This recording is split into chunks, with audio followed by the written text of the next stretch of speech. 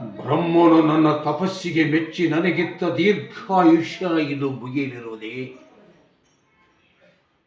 ತಾರಕ, ನಿನಗೆ ಶಿವಶಕ್ತಿ ಸಂಜಾತನಿಂದಲೇ ಮೃತ್ಯುವೆಂದು ಆಶೀರ್ವದಿಸಿದನಲ್ಲವೇ ಅಂದು.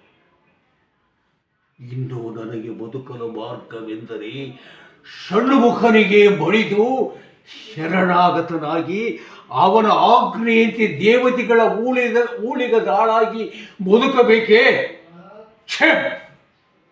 ದೇವದಾನವ ಚಕ್ರವರ್ತಿ ಎಂಬ ಬಿರುದಿಗೆ ಭಂಗ ತಂದುಕೊಂಡು ಹೇಳಿಯಂತೆ ಬದುಕುವುದಕ್ಕಿಂತಲೂ ಶಿವಸಂಜಾತನಿಂದ ಕೈಯಲ್ಲಿ ಮಡಿಯುವುದೇ ಬೇನು.